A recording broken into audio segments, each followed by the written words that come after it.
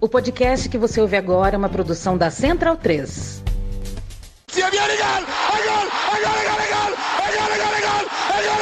Parte Pirlo! ¡Qué vittoria! ¡Qué vittoria! Non lo so che ha segnato, ma chi se lo sa? Tardelli!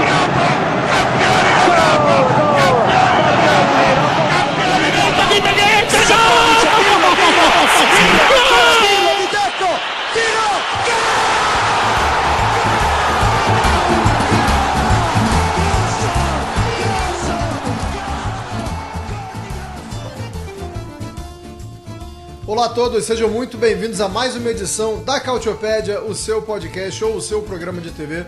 Muito obrigado se você está assistindo a gente na Sportnet, muito obrigado se você nos ouve, graças à nossa parceria com a Central 3. Estamos aqui para falar mais uma vez sobre o desempenho dos clubes italianos em competições europeias, mas hoje a gente vai tentar também falar um pouco menos sobre isso, até para não ser muito repetitivo, né, já que a gente falou isso na nossa edição passada, mas falar também sobre trocas de comando que a gente vê na Série A, algum cenário que a gente já começa a vislumbrar na Série B, tem ex-craque aí assumindo a equipe na Série B, tem uma equipe que quase caiu para ser na série B passada e pelo visto tá firme esse projeto nessa temporada de novo, estamos falando da Sampdoria, vai ser assunto hoje porque o pessoal lá está viciado em tomar decisões controversas, decisões temerárias. Então a gente vai ter que falar sobre a Sampdoria, mas se você torce para o outro time da cidade, a gente também vai falar sobre o Genoa, porque como eu falei, na Série A tá rolando uma troca de comando em algumas equipes, o Genoa é uma delas, então se você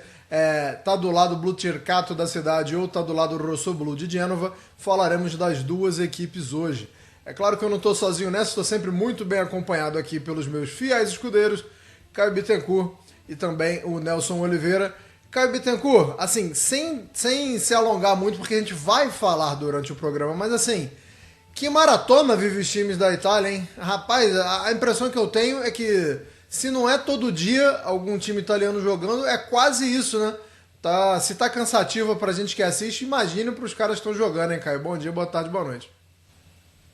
Olá a todos, chegamos num certo ponto do calendário global, porque isso não é exclusivo da Itália, não é exclusivo do Brasil, não é exclusivo de nenhum lugar, que temos jogos todos os dias.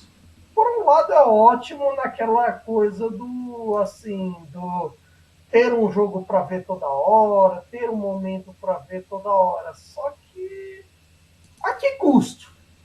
Será que é a custo de ver partidas tão horríveis como a que foi Napoli-Eintracht Frankfurt?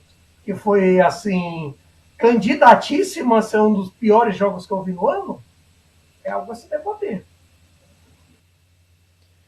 Eu vou falar para vocês aqui, que nos ouvem e nos assistem, a mesma coisa que eu falei no grupo que eu tô com o Nelson e com o Caio, o grupo da Cautiopédia, que eu só consegui ver os 30 minutos finais de Napoli e Frankfurt, né? E eu tava muito chateado de só conseguir ver os 30 minutos finais. Mas eu fiquei feliz de só ter visto os 30 minutos finais, porque se eu tivesse visto um pouco mais, talvez eu tivesse quebrado algum eletrodoméstico na minha casa, porque realmente foi feia a coisa. Nelson Oliveira, bom dia, boa tarde, boa noite. Nelson, eu vou falar um negócio aqui que é o seguinte. A gente já citou na edição passada que agora a gente vai estar mais atentos aos comentários que a gente recebe pelo Spotify, as interações que a gente tem lá pelo Spotify. E por uma grande coincidência, eu juro que foi coincidência até, o Gabriel Videira, ele vai achar que ele pautou esse programa, tá? Ele vai se sentir grandão. Gabriel Videira, no último comentário, no comentário da nossa última edição, falou: gostaria que vocês falassem mais da Série B, principalmente de Spezia e Sampdoria. Parabéns, viu, Gabriel? Não sei se você é uma espécie de mãe de Ná, ou se você viu que são times que a gente vai falar. Mas, Nelson, o que importa é que a gente vai abordar essas duas equipes hoje, né? Não sei se o Gabriel estava prevendo o futuro ou se ele tem um bom faro jornalístico. Não, aqui tem fanservice. Para quem está acostumado enfim, né, a cobertura de cultura ou de animes, ou enfim, de séries, etc. A gente está aqui sem querer fazendo um fanservice. Mas acho que Spezia e Sampdoria são assuntos importantes, né, para falar. Enfim, a gente vai falar mais dedicadamente sobre isso daqui a pouco. Sampdoria fez uma escolha bem complicada ao trazer o Angelo Gregucci, né, para ser técnico, estava um tempão parado. E a mesma coisa fez o Spezia, né? Essa aí já não vou dizer que é uma aposta tão temerária, porque contratou o Donadoni, né? Então, ex-técnico de seleção italiana, fez bons trabalhos também em clubes ali de meio de tabela da Série A, né? Parma e Bolonha. Então, precisa de alguém gabaritado para tentar se salvar de um rebaixamento que não está nos planos, né? Era um time cotado para subir. Ainda é, hein? Eu ainda vou morrer abraçado nessa ideia aí, hein? Agora seria uma arrancada fenomenal, mas eu prefiro continuar com minhas convicções. E se você está assistindo a gente na Sportnet, você vai ver o Spezia jogando logo após a exibição do nosso programa, que tem Spezia e Bari. Então, assim, já fica aí de aquecimento também para o jogo. E você que está escutando a gente, já vai ter rolado o jogo, mas a gente promete que vai tentar fazer um negócio ainda não tão frio, né, para que o resultado do jogo entre Spezia e Bari não influencie muito na nossa análise. Vamos começar falando então de Champions League, porque a gente está falando aqui de troca de comando na Série B. Já adiantei aqui que vai falar de troca de comando na Série A. A Juventus foi um time que trocou de treinador há pouco tempo, e gravar a cada 2 semanas tem suas belezas, mas também tem seus pontos fracos, né? A gente ainda não falou sobre a troca de comando na Juventus. Parece que faz mais tempo, mas desde a nossa última edição a Juventus tem um novo treinador, e eu gostaria de saber, Nelson Oliveira, se essa troca de comando já surtiu efeito no jogo entre a Juventus e o Sporting de Portugal. Surtiu efeito na performance, mas não no resultado, né? Em termos de resultado, surtiu efeito contra a Cremonese, né? A Juventus ganhou. Na verdade, acho que a troca de efeito, a troca de comando, ela surtiu efeito muito mais na saída do Tudor do que na chegada de qualquer um. Porque assim que o Tudor sai, a Juventus se livrou, né, de uma sequência de 8 partidas sem ganhar. E o Máximo Brambilla, o interino, né, técnico do time sub-23, já fez o time produzir muito mais contra a Udinese, né? Foi uma vitória bem consistente da Juventus. 3-1 ali, com o Vlahovic jogando muito bem. E o Vlahovic repetiu essa atuação muito boa contra o Sporting, né? Depois teve o jogo contra o Cremonese, que também foi um jogo que eu diria até tranquilo, apesar dos problemas do Gatti ali defensivos, né? Mas contra o Sporting, a Juventus, ela começou sofrendo, o Trincão dando muito trabalho à defesa, né? Uma defesa, inclusive, que acho que vale dizer, né? O Spalletti, desde que ele chegou, ele percebendo os problemas que a Juve tem defensivamente, né? Um número baixo até de jogadores para esse setor, que a gente até comentou, né, na edição passada. Ele experimentou utilizar o Kobe Miners, né, de zagueiro pela esquerda nesses 2 jogos, e o Kobe Miners, que vinha jogando muito mal, melhorou o seu nível de atuações, né? Assim, não é uma grande surpresa ver o Kobe Miners de zagueiro, porque quando ele jogava no AZ, ele já chegou a exercer essa função, mas na Atalanta não. E ele chegou até a dar uma criticadinha, né, no Tudor, que estava fazendo ele jogar quase de atacante. E ele disse, estava jogando quase de atacante, né? Não é muito a minha e tal. Quando ele foi perguntado pela melhora do rendimento dele, né? Mas o que eu acho que os 2 pontos principais até agora da chegada do Spalletti é que ele fez essa troca aí que deve ser temporária. Eu acho que o plano do Spalletti de fato é manter o Kobe Miners numa função mais parecida com o que ela fazia na Atalanta. E o fato de o Vlahovic estar jogando tão bem que o Chiellini, que é diretor da Juventus, né, chegou a declarar já que a diretoria vai reabrir as conversas para a renovação do contrato do Vlahovic, que estava com a porta da rua sendo mostrada, né, nos últimos meses. E acabou não saindo por acaso, uma saída que seria um pouco complicada, né, na última janela. E agora ele está totalmente renovado, jogou bem fez gol contra o Udinese, gol contra o Sporting, e jogou muito bem nesses 2 jogos, né? Agora, para a Juventus, infelizmente, né, para os torcedores da Juventus, o resultado não foi dos melhores, né? A Juventus ainda está bem mal na Champions League, não ganhou ainda, né? Então, 3 jogos empatados e uma derrota. Então, ainda terá um longo caminho pela frente para tentar se classificar, mesmo se for para os playoffs, e não pode mais tropeçar, né? A situação já é complicada. E se eu fosse o Kobe Miners, eu dava uma baixadinha na bola também, né? Porque não está jogando nada, vai fazer uma temporada, e aí quando quando o Tudor sai, o Koop Meiners vai querer meter essa de que não estava na posição certa. Queridão, dá uma segurada. Mas o Tudor também é um cara que não é bem quisto por quase ninguém que treina, né? Ele sai do clube e todo mundo sai falando mal dele. Então é um cara que é meio, vou dizer, bater em cachorro morto, porque ele acho que não é do tipo de cara que aguentaria calado, né? É um cara que é bem reativo, sempre foi dentro de campo. Beleza, mas e sai na mão se for o caso. Uma coisa é uma coisa, outra coisa é outra coisa. Caio, e aí ainda falando sobre o Koop Meiners, assim, eu queria que você desse uma rápida pincelada aí no que você acha, assim, qual vai ser o futuro do Koop Meiners, porque assim, tem dois caras que não saem desse meio campo, né? Na minha opinião, o Locatelli e o Khéphren Thuram, dificilmente eu penso no time da Juventus sem eles. Então o Koop Meiners tem que arrumar um jeito aí. O jeito que o Tudor pensava é o jeito que agora o Spalletti aparentemente pensa diferente. E as coisas mudam muito rápido na Juventus, não é só para fazer um apanhadão no comentário, que enquanto a gente fala dessas mudanças rápidas em relação ao Koop Meiners, também uma mudança muito rápida da avaliação do Vlahovic, né? A diretoria que estava tentando expulsá-lo, como disse o Nelson, agora já quer renovar. Então, assim, o dia tem 24 horas só na Juventus, Caio? A semana tem só 7 dias? Porque tá diferente, né? A noção de tempo na Juventus tá esquisita. Talvez no futebol não dure 24 horas, mas também não dura porque há maneiras de você recuperar o seu status. O Vlahovic recuperou o seu status na Juventus. Você tem esse aspecto também. É bem verdade que você pode dizer que até o momento a situação fez com que, por exemplo, Jonathan David, o Openda ainda não tivessem no mesmo ponto e tudo mais que se esperava lá atrás como uma argumentação para mandar o Vlahovic embora, e aí tudo muda. Só que com o Koop Meiners eu acredito que isso vai depender do esquema que ele usar.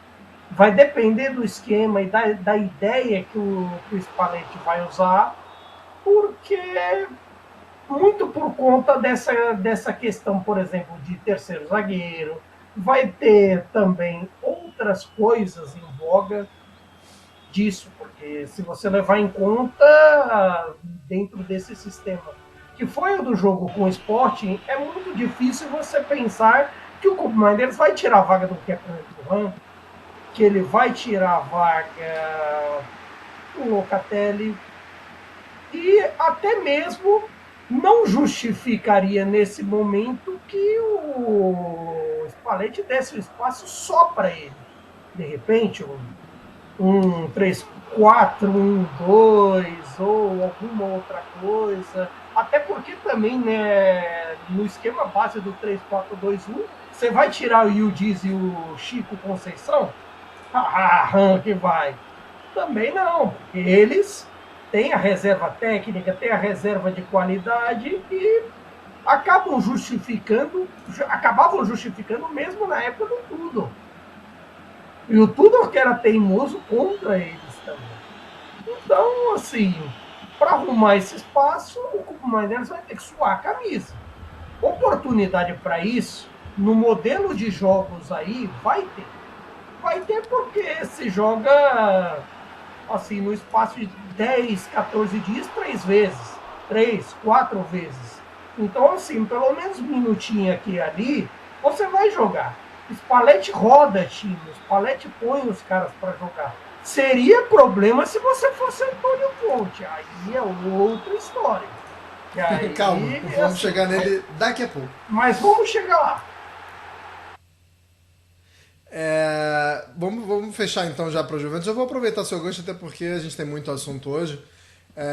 E aqui no Canadá já se fala do descontentamento do Jonathan David, né, que pode ser que ele peça um empréstimo aí para essa segunda metade da temporada, porque acho que ele vai para a Juventus pensando assim, bom, o Vlahovic está saindo, vou chegar lá, a concorrência vai ser só eu e mais um. Não foi o que aconteceu, o Vlahovic ficando, já a imprensa daqui já fala bastante sobre essa possibilidade do Jonathan David ser emprestado. E a gente estava falando sobre a Juventus não estar bem colocado na Liga dos Campeões. Se engana quem pensa que o próximo jogo vai ser tranquilo, tá? Juventus pega o Bodo Glimt fora de casa, mas lá na Casa do Chapéu, lá no Círculo Polar Ártico, lá em cima, lá muito em cima do planeta Terra. Então, assim, não sei se é uma garantia também de que vai ter uma rodada fácil na próxima rodada, não. Vamos passar pro Napoli, então? O Caio já antecipou que foi um jogo de doer os olhos e eu gostaria que ele falasse um pouco, não só sobre o jogo, mas como o Napoli tem realmente tido uma queda de desempenho de uma forma geral, né, Caio? E aí a gente tem a questão física, mas acho que também o Conte não está conseguindo extrair o melhor. Já estava um pouco difícil sem o De Bruyne, acho que naturalmente cai um pouco mais sem ele, né, Caio? Mas, e curiosamente, tempo atrás se discutia em Nápoles que o De Bruyne era um problema, porque o time tinha problema de fazer gol. Aliás, uma coisa que pouco se diz, essa gestão Conte sempre teve grandes problemas de fazer gol. Nunca foi, mesmo o time campeão italiano, um time que garantisse muitos gols, que empurrasse o adversário para o seu campo de defesa e tudo mais. Mas, assim, é uma especulação em excesso, criação de pouquíssimas chances reais, dificuldades em coisas que deveriam ser vantajosas para as qualidades do elenco. Por exemplo, se você levar em conta, na Série A, o Napoli tem o terceiro pior aproveitamento em cruzamentos. O que se você tenta levar em conta com o perfil dos atacantes, com o perfil dos pontas e tudo mais, chega a ser terrível de você levar em conta. Chega a ser terrível e é explicado pelo desempenho ruim do Politano, desempenho ruim do David Neres, desempenho ruim do Noah Lang, que mesmo tentando espaço no grito, acabava não conseguindo. A solução Elmas também rende pouquíssimo. E, assim, é curioso que ao longo da temporada se cobrava muito pela volta do 4-3-3, que é um esquema mais adaptado e tudo mais. Mas não adianta você mudar para o 4-3-3 se no fim das contas os seus pontas da vez, seja os quatro citados, ou até vez ou outra um McTominay ou quem quer que seja, eles aparecem, sei lá, quilômetros disso. Eles aparecem com muita previsibilidade, com muito poucas ações com os laterais da vez, seja o Di Lorenzo, seja o lateral esquerdo da vez, que podem ser 3, né? Tem Spinazzola, tem o Gutierrez, tem o Oliveira também. Então tem muito disso. Essa previsibilidade do ataque faz com que o time faça poucos gols e isso é o problema, no fim das contas. Porque em muitos jogos o Napoli acaba não matando e em muitos jogos, por conta disso, acaba sofrendo. E acaba não sendo um problema independentemente de quem joga. Aliás, eu quero parabenizar aqui a UEFA, parabenizar quem transmitiu o jogo, porque o camarada que conseguiu editar os melhores momentos de Napoli e Frankfurt, ele merece um Oscar de efeitos especiais, Globo de Ouro. Cara, o cara que conseguiu editar isso é um herói.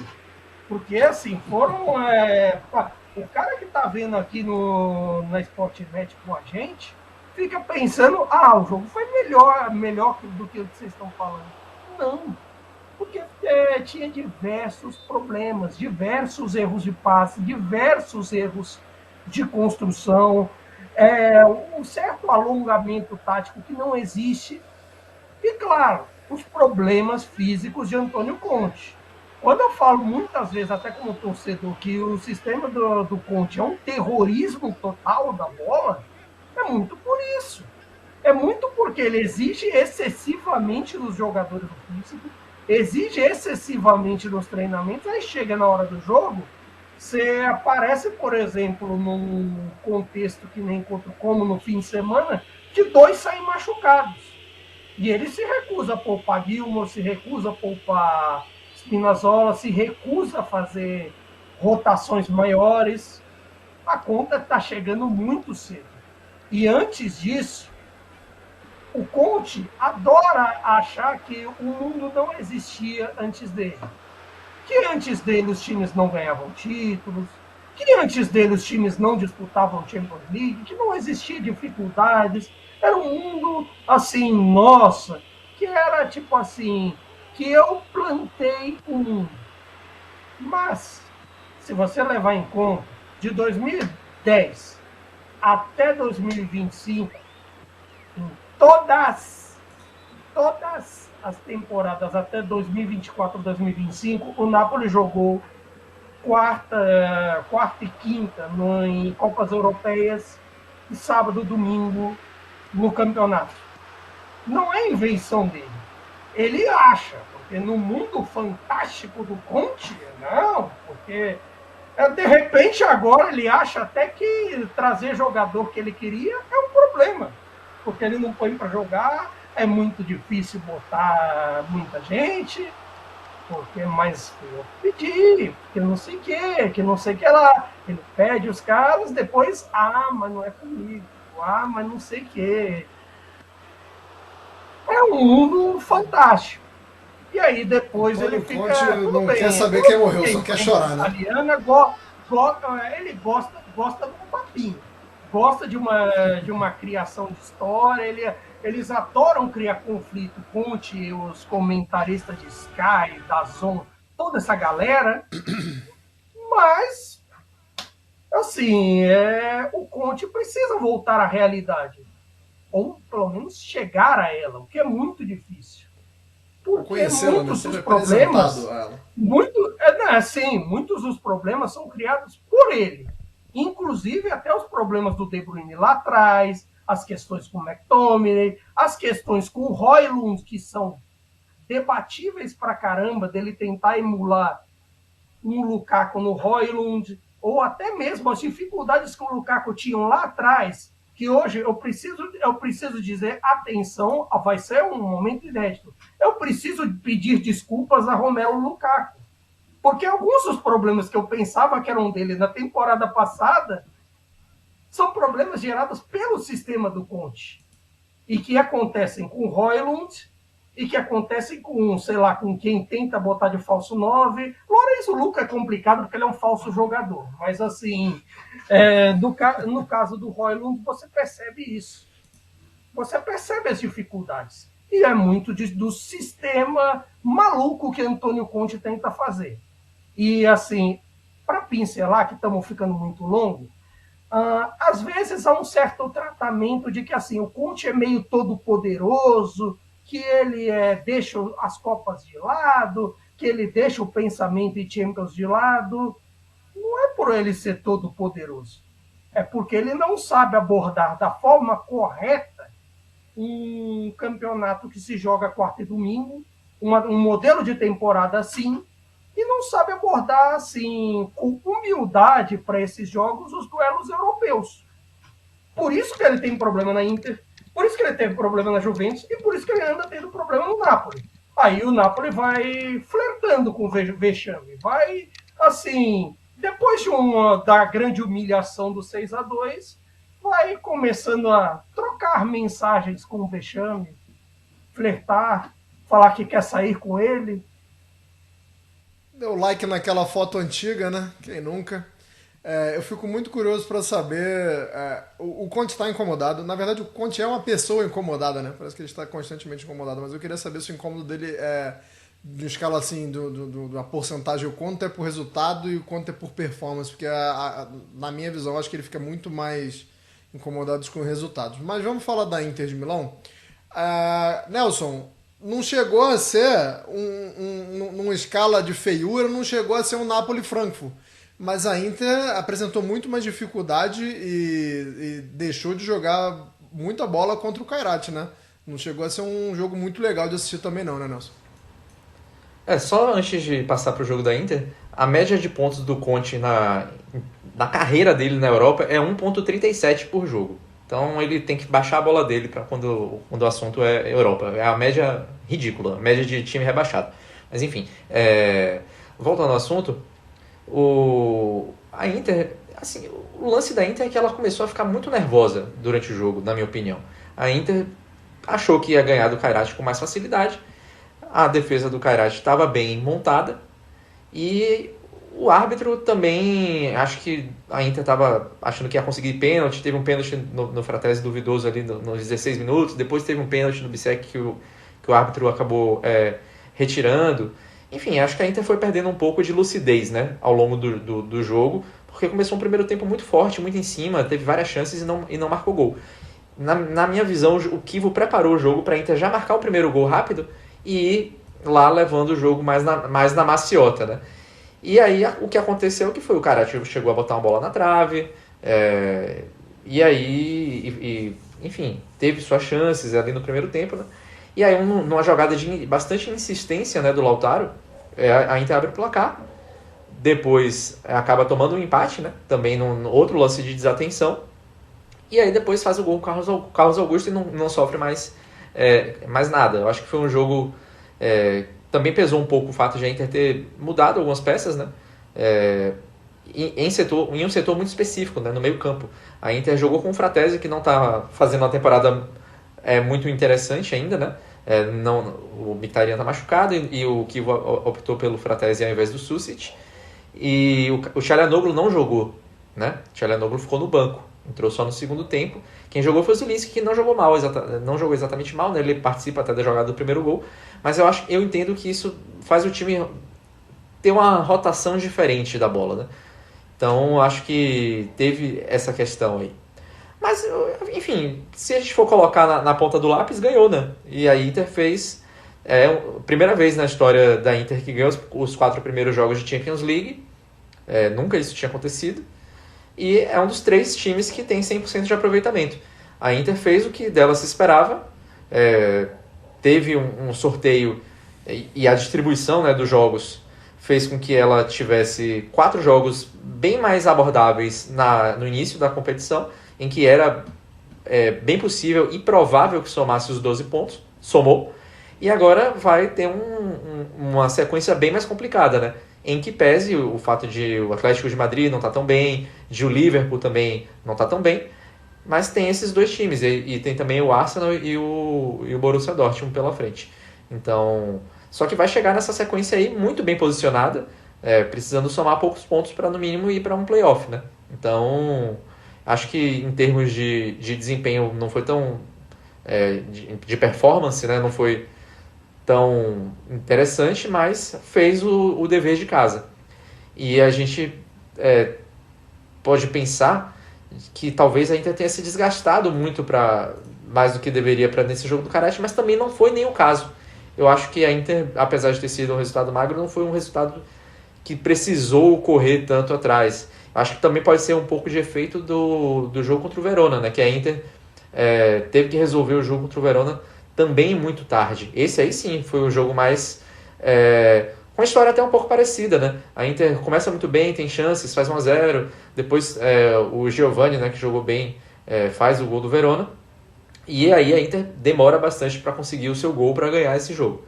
Mas, enfim, eu acho que é interessante, né, que o Maicon, né, ex-jogador da Inter, comentarista hoje em dia também, ele, para uma TV italiana, ele entrevistou o Kivo, né, depois do jogo. Eles foram colegas da Inter em 2010, né, 2009, 2010, enfim, foi durante mais tempo, mas durante a campanha, né, que a Inter ganhou na Champions League em 2009 e 2010. E ele falou, até a gente, né, quando a gente foi campeão, o Maicon, né, no caso falando, a gente teve jogos bem ruins também que a gente ganhou na marra, como o jogo contra o Rubin Kazan. E aí o Kivo chegou e falou, eu lembrei exatamente desse jogo aí. Agora nesse jogo contra o Kairat me lembrou bastante esse jogo. E curiosamente esse jogo está mais ou menos nessa mesma época, né, de temporada. Foi um jogo mais ou menos nessa altura da temporada e se eu não me engano, anteontem, né, na terça-feira, a Inter foi o aniversário de 15 anos de um jogo dificílimo que a Inter teve contra o Dinamo de Kiev, né? A Inter precisou virar aquele jogo, a Inter estava sendo praticamente eliminada da Champions League e conseguiu a virada com gols no final, né? Com a participação muito importante do Sneijder e do Milito naquela partida. Então foi um jogo que lembra, claro que a gente está falando aqui que a Inter, por causa disso, é um elenco comparável, etc. Não é isso, mas que às vezes os times têm jogos que são no papel muito mais fáceis, mas acabam se tornando muito mais complicados do que o esperado, né? Às vezes isso pode acontecer até com times multicampeões, que é o caso daquela Inter de 2009 e 2010. Eu me senti até mal agora, porque você trouxe tanta coisa positiva que eu joguei pra você a pergunta falando que o jogo tinha sido ruim e tal, mas é o que você falou, né? 4 vitórias consecutivas, é apenas 3 equipes, né? Estão com 100% de aproveitamento, a Inter é uma delas. O gol do Lautaro foi feio demais, mas é um gol assim, sem querer sacanear o Lautaro, mas é um gol assim, do estilão dele mesmo, né? Ele não sossegou enquanto ele não conseguiu fazer o gol. É mais um elogio do que. Eu não tô falando que o gol feio é por isso que foi a cara do Lautaro, mas é um cara que tenta e martela ali até conseguir. O gol do Carlos Augusto também muito legal. Você falou aí que a Inter faltou um pouquinho de lucidez, né? E falou que não foi um jogo nem que cansou muito a Inter, mas acho que mentalmente eu tô contigo, cansou sim.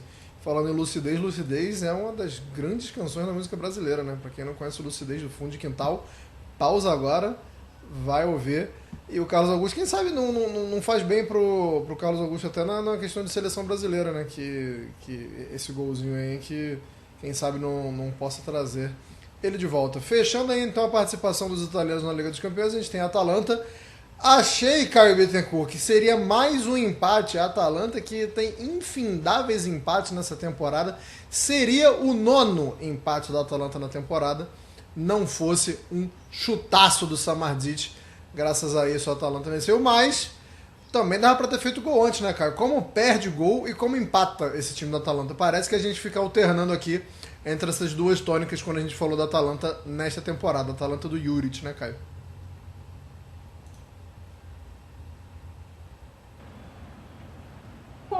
Para você ter uma noção de como são esse tipo de coisa, dos problemas que a Atalanta tem enfrentado no campeonato, por isso, desses 7 empates, a tônica você pode ressaltar em uma estatística. Sabe qual a taxa de conversão de chutes para chutes a gol da Atalanta? 29,5%. Ela é a 6ª pior do campeonato de chutes ao alvo. Só não é pior que a turma de Lecce, Genoa, Parma, Fiorentina e Pisa. Fiorentina e Genoa vão ser assunto já. Mas, assim, isso diz muito. Porque o desempenho até que não tá complicado. A gente esperava, de repente, até a gente brinca, por exemplo, nessa coisa de meme em rede social, que o Juric é meio terrorista. Eu falava do Conte terrorista, que era o Juric, que assim, na qualidade. E no fim das contas, o Juric, ele, em boa parte do jogo, conseguiu assim, neutralizar pra caramba o Marselha do Deserto. Conseguiu ser bem eficiente, era um jogo interessante, de criação de chances, mas não adianta nada se, por exemplo, teve o fato do gol anulado do Lukman, teve o fato do pênalti perdido, e de certa forma saiu com o perigoso e até nas mãos do Carnesec um jogo que dava para a Atalanta ter ganho demais, que a Atalanta criou para mais diante do Marcelo. Conseguiu, num ambiente hostil como o Velodrome, fazer um jogo bem interessante, como já tem feito, como já tem criado com qualidade, como já tem feito. A questão é justamente você alinhar os problemas ofensivos e, de certa forma, apagar os incêndios e não causar os incêndios, como foi o caso Juric Lukman. Se bem que nesse caso Juric Lukman, não sei vocês, mas eu estou começando a achar que o povo vai estar dando razão pro Juric. Pode falar sobre essa treta aí, Nelson. E, cara, eu tenho um histórico de gostar de jogador vagabundo e parece que o Samardžić vai ser mais um que vai entrar na minha listinha, né? O cara Cara, treina mais ou menos, tem aquela pinta ali de que não tá ligando muito, mas que sapatada, irmão, que golaço que ele fez. Mas desculpa sair do tema, mas fale dessa relação aí, Lukman e Juric, e de como foi a saída do Lukman. É uma relação que é ruim de partida, né? Primeiro que o Lukman já não tinha uma boa relação com o Gasperini, já sai daí. E o Juric é pupilo do Gasperini, então já deve ter lá batido no telefone com o Gasperini. E aí, como é que é esse cara aí pra lidar? Esse cara aqui que fugiu do meu treinamento. E o Juric é um cara que já bateu mesmo, agrediu, saiu na mão. Com diretor esportivo não vai sair na mão com jogador? Enfim, ele disse depois que é coisa de jogo, situação de jogo e tal, logo eles conversou. Assim, pode até ser, né? Porque o Juric é um cara muito sanguíneo, né? Eu estava falando anteriormente de outro técnico croata brigando, né? Já teve esse problema, não teve? O Gasperini já não teve esse problema acho que com o Ilicic, se não me engano.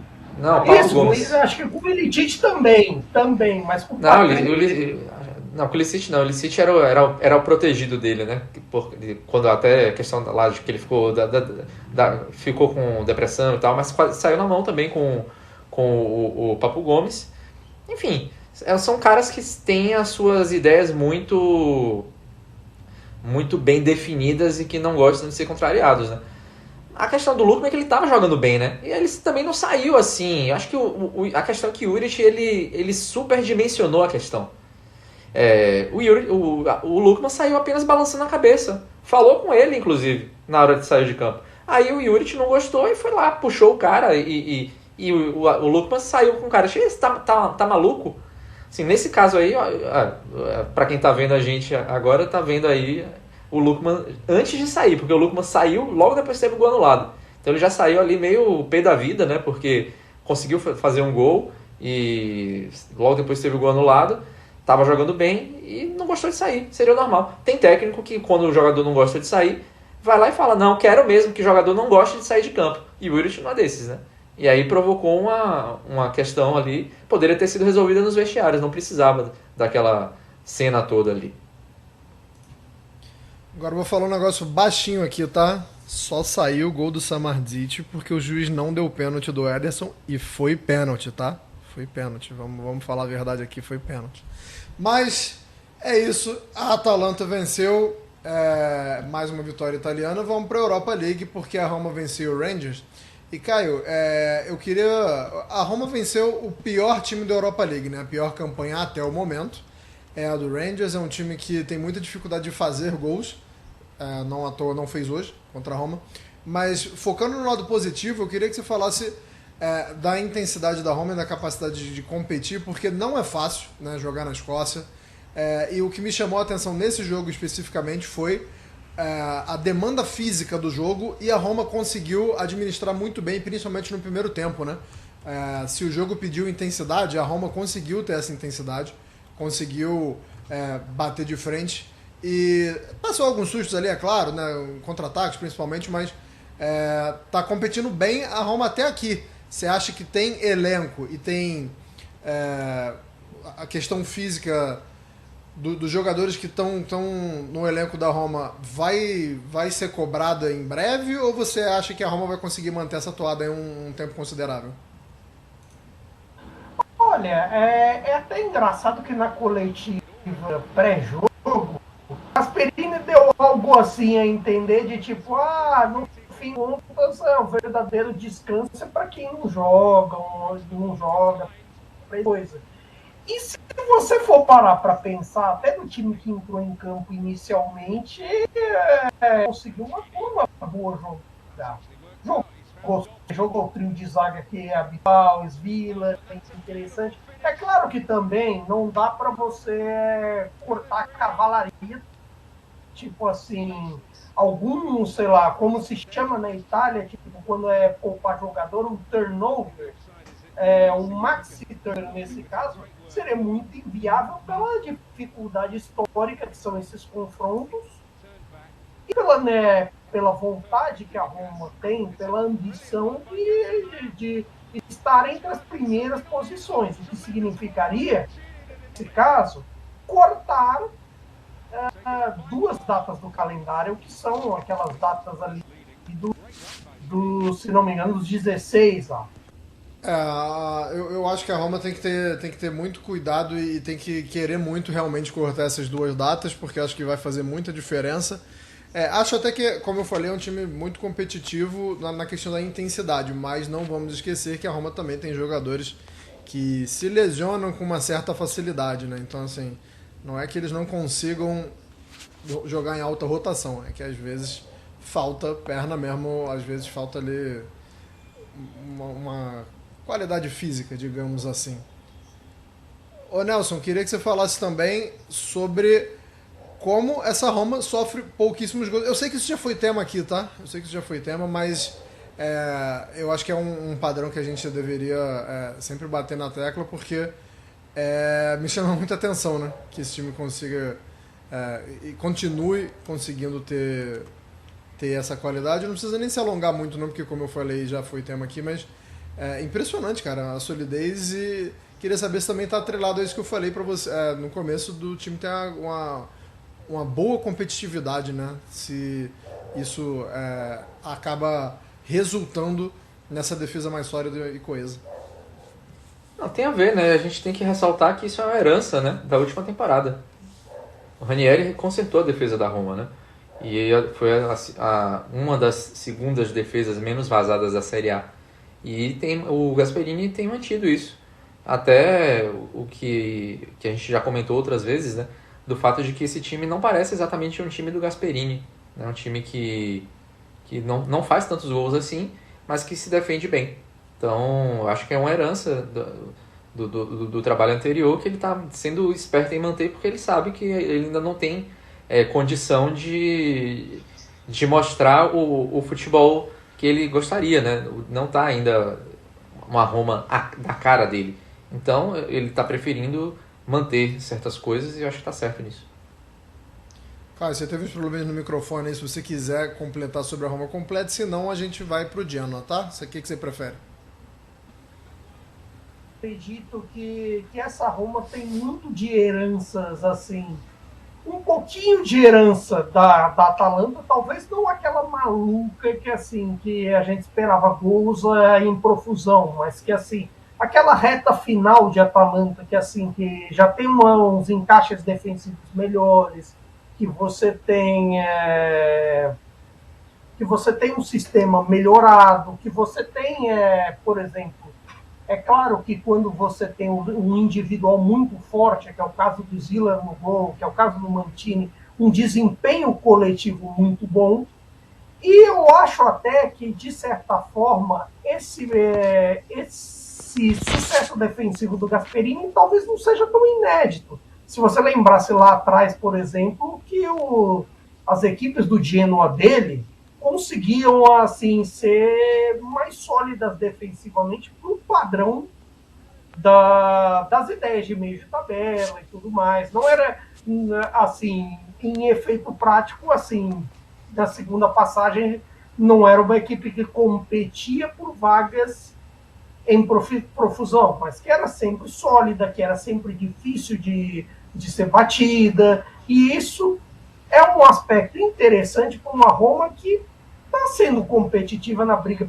pelo Scudetto. Dá para dizer que a Roma está nessa briga, pelo desempenho, pelo momento dos seus jogadores, ainda que você tenha a questão aqui e ali do centroavante, que vai ser um ponto de debate.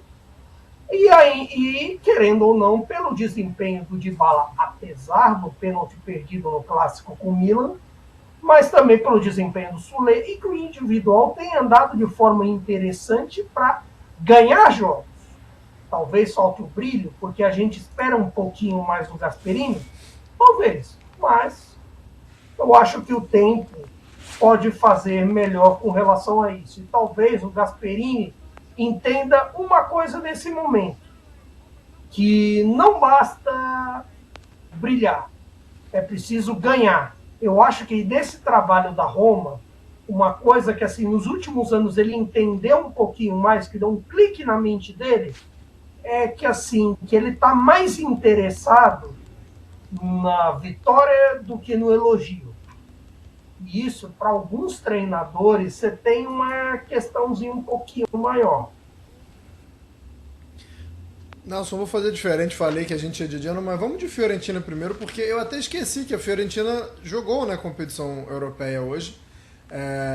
Acabou perdendo, mas acho que fica até em segundo plano diante de tudo que tem acontecido com a Fiorentina nas últimas semanas, né? Perdeu contra o Lecce na Série A, aí rola demissão na direção. Então, assim, qual é o tamanho da crise na Fiorentina agora, Nelson? E, assim, qual é a dificuldade de contornar, né? Porque estamos chegando aí quase na metade da temporada já, né?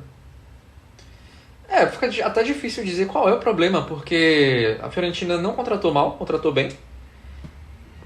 Inclusive o Pioli não foi uma contratação ruim, se a gente for pensar. Qual seria o melhor técnico no mercado para você ter um ganho de qualidade? Um técnico campeão italiano, recentemente campeão italiano.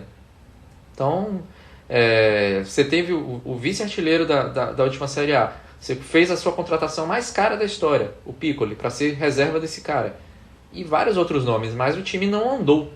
Então, uma produção ofensiva muito baixa. E agora vai vir o Paulo Vanoli, né? Que teve no Torino no final da última temporada, já jogou na Fiorentina, vai ser o próximo técnico. E com a missão de salvar a Fiorentina do rebaixamento. Assim, duvido que a Fiorentina vai cair, tá? Já digo logo aqui. Porque se a Fiorentina ganha um jogo, ela já sai da zona de rebaixamento, já joga outros times, e se ganha 2 jogos, já abre uma vantagem. Então, assim, tá muito embolado ali embaixo, apesar de a Fiorentina ser lanterna, né? Então, pelo elenco que tem, pelo abismo de qualidade que tem em relação a outros clubes, eu acho isso muito improvável. Mas a gente vê que tem muita coisa acontecendo, uma falta de atenção assim grande, né? Isso a gente já falou várias vezes aqui ao longo dos anos, né? Acho que isso é uma questão assim central de como a Fiorentina tem alguns problemas defensivos que não são curados nunca, né? Agora na Conference League, né, no jogo contra o Mainz, foram 2 problemas. Pelo menos dessa vez a Fiorentina criou até bem, perdeu gol demais, na verdade, e não conseguiu ampliar, né, o placar, fez 1-0 contra o Mainz e não conseguiu ampliar. Também quando sofreu o empate não conseguiu fazer o segundo, apesar de ter tido chances. E aí no final o Komuzov comete uma falha de atenção, né, uma falta de atenção, deixou o Jason Lee cabecear, se antecipou ali no cruzamento, a defesa ficou toda desarrumada. O próprio Komuzov mesmo parece estar meio fora de sintonia, assim. Não sei se as questões de mercado, né, na última temporada deixaram ele dessa forma. Ele que foi especulado para sair, teve na mira do Milan, do Napoli. A gente até brincou no grupo de que ainda bem, né, que ele não foi para o Napoli para preservar a vida dele, porque alguma coisa o Caio poderia ter feito com ele, caso ele estivesse apresentando isso, essa forma atual dele lá no Napoli, porque ele quase fez um gol contra hoje, tentando recuar uma bola do meio campo, e ele pegou tão mal na bola que a bola foi para escanteio, assim, para fora. Enfim, tá bem fora de sintonia com o Komuzov. Então, assim que ele entra, a defesa da Fiorentina começa a sofrer, né, contra o Mainz. E o Mainz é o lanterna também, né? Quer dizer, tá dividindo a lanterna com o Heidenheim na Bundesliga. Então, foi um jogo de lanternas de seus respectivos campeonatos nacionais, mas que estavam 100% na Conference League. Então agora a Fiorentina deve se classificar, né? Também ainda é favorita nos próximos 3 jogos que tem pela frente, mas acho que tem que focar mais na Série A um pouquinho. E aí a gente vai ver como é que vai ser o trabalho do Vanoli, né? A curiosidade é que o próximo jogo da Fiorentina é contra o Genoa, né? Então a gente vai ter o jogo ali já de técnicos estreantes. E no caso do Genoa é um cara bem conhecido, né? Pois é, o Caio vai falar desse cara bem conhecido, mas eu tava vendo ali as imagens do Artemio Frank, né, o estádio da Fiorentina, quase a metade do estádio está em obras. Lembrei do social media do Goiás, né, falando que ele ia pra obra em vez de fazer post, né, quando algum engraçadinho falou assim, pô, o time é nessa situação, e o cara fazendo post, ele, tá bom, amanhã de manhã eu estou nas obras. Daqui a pouco vai ter torcedor da Fiorentina, vai querer que alguns desses jogadores, né, vão ali pra construção, porque em campo não está funcionando. Caio Bittencourt, fale sobre o Daniele De Rossi no Genoa. O Genoa demorou a vencer na Série A. Quando venceu, aí caiu o treinador e troca pelo De Rossi.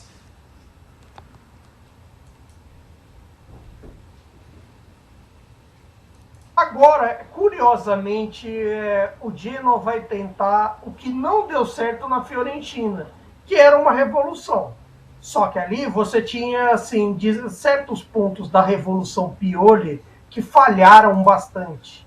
Seja a questão tática, seja o encaixe de uma falta de identidade, de muitas experimentações e tudo mais. Nesse caso do Genoa, talvez você pense assim, que num primeiro momento, você não vai ter tantos experimentos, tantas coisas, tantas mudanças a princípio. Só que logo de cara, você já imagina uma coisa da mudança do Patrick Vieira pro De Rossi. A mudança já é de cara porque a princípio, o Vieira sempre gostou mais do sistema com 3 zagueiros, do 3-5-2 e tudo mais.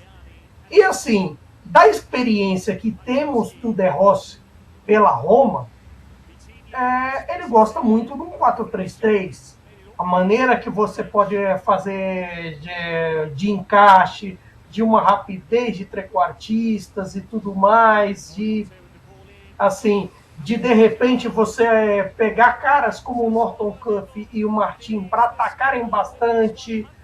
Você tem uma questão do centroavante a resolver, que é muito fundamental, porque até aqui o Colombo, o Vitinha e o Ekuban não fizeram tantos gols que se imaginava, não foram opções tão fortes assim, e isso acaba por fazer a diferença, porque o Genoa, por muitas vezes, nesse início de campeonato, foi com problemas de falta de gols, não tanto com gols marcados, e isso acaba pesando, porque das equipes que não ganharam até aqui, primeiro que já é um caso raro, nós entramos assim para mais de um quarto de campeonato com aí o Genoa, assim, com a primeira vitória, vale lembrar, com 3 equipes que não ganharam jogos. Das equipes que não tinham ganho até a rodada passada, todas tinham perfis diferentes. Você tem o Verona, que assim, o Verona tem uma dificuldade enorme de administração de jogos. Você tem o Pisa, que de certa forma teve uma tabela enjoada, tem suas virtudes e tudo mais, mas precisa ganhar jogos. A Fiorentina, que tinha uma administração com o Pioli perdida nos jogos, e o Genoa, que tinha uma dificuldade especialmente com os gols. Não à toa, junto com o Verona, até o momento em que gravamos esse podcast, o pior ataque do campeonato. E isso pesa pra caramba nesse começo. Pior não, o segundo pior. Pior é o Parma, com 5. Que também tem tido lá seus problemas, mas ali, mesmo o marinheiro de primeira viagem conseguiu ganhar jogo. Que é o caso do Cuesta. Então, é esse aspecto. E o De Rossi já tem uma vantagem nessa briga justamente por essa experiência.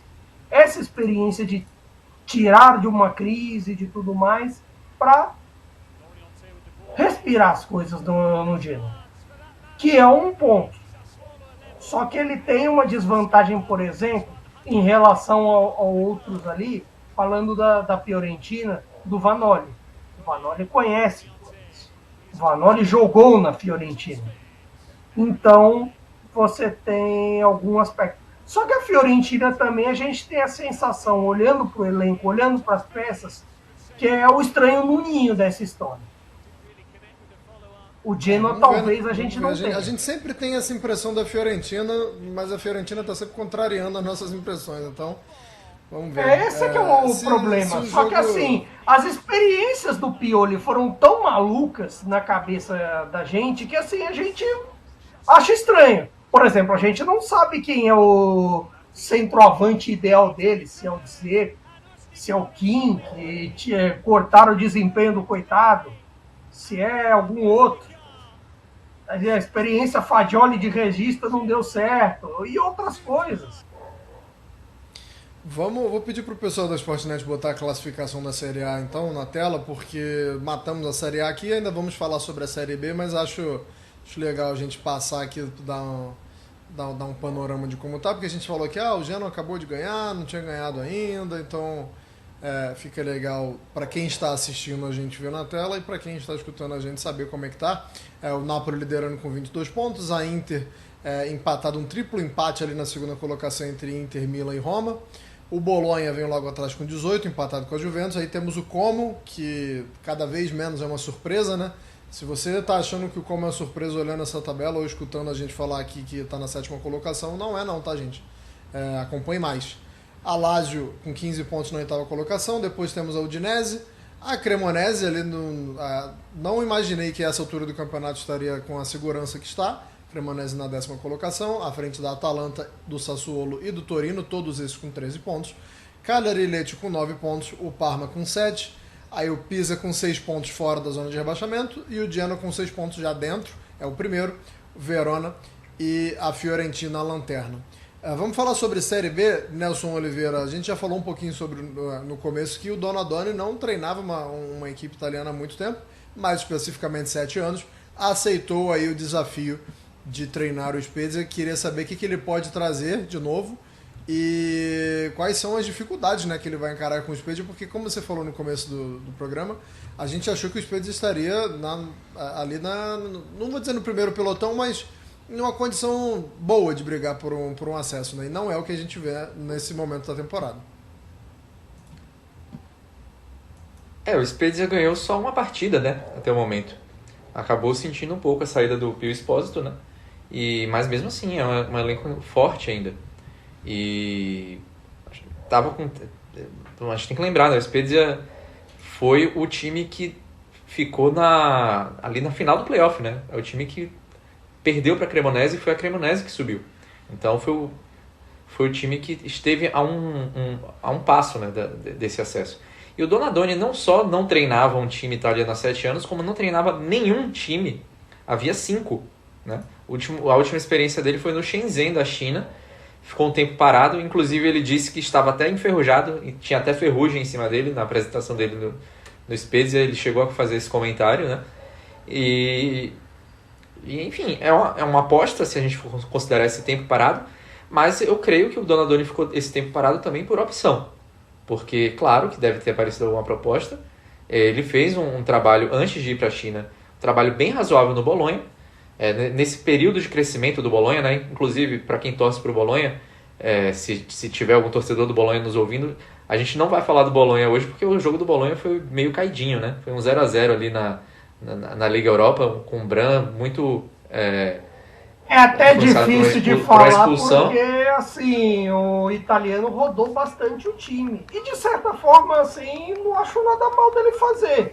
Principalmente que, assim, que ele tem mais gente para inserir no time, tem uma turma boa para pensar e tem temporada, meu amigo. Enfim, nesse crescimento, né, que culminou aí no título do Bolonha da Copa Itália com o Vincenzo italiano, o Donadoni faz parte dessa reconstrução, né?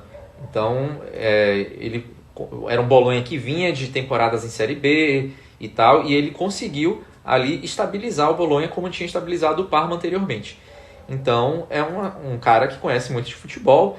Se alguém estiver ouvindo a gente aqui, tiver visto o Donadoni jogar, sabe que ele jogava muita bola. É um ídolo do Milan, né? E fez parte de times históricos, né, do Milan. Então, acho que, no mínimo, para evitar que o Spezia seja rebaixado, ele vai conseguir.